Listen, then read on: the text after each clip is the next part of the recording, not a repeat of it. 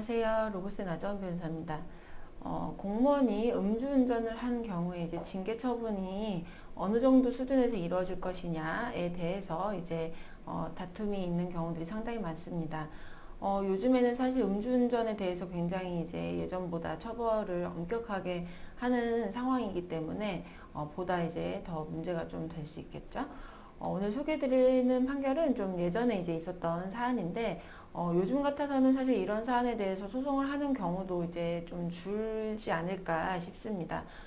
이전에 이제 있었던 사안인데요. 경찰관이 이제 음주운전을 했던 사안이고, 이제 원고 그 경찰관에 대해서 이제 해임 처분을 했던 사안입니다. 그래서 이에 대해서 이제 소송을 했던 사안인데요.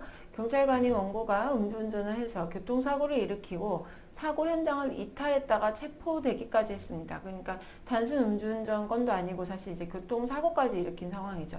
그렇기 때문에 이러한 이제 경찰관에 대해서 이제 해임하는 처분을 이제 하게 된 것입니다. 징계 처분으로.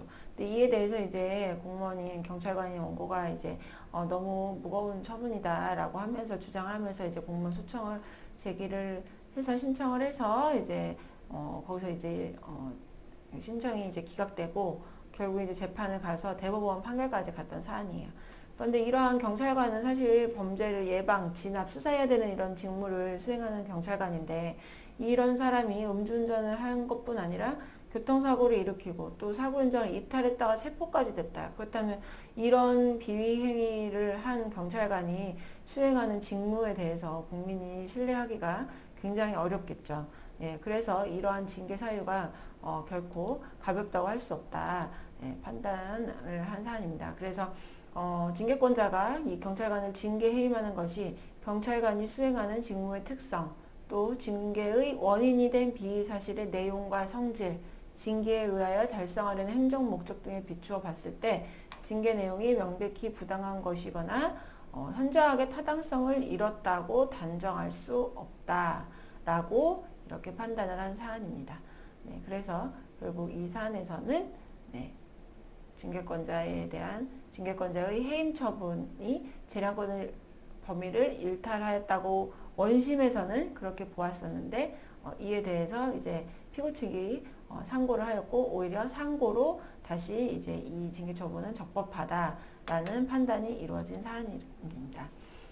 그래서 이제 사실 이렇게 교통사고까지 돼서 현장을 이탈해서 체포까지 됐다. 이런 사안이면 사실은 해임을 면하기가 어렵다는 게 너무 명백하고요. 이 정도까지 아니고 음주운전인 사안인 경우에도 요즘에는 사실 굉장히 중징계를 받을 수밖에 없는 사안입니다. 늘 조심하셔야 되는 부분이고요. 사소한 아무리 짧은 거리라고 하더라도요. 네.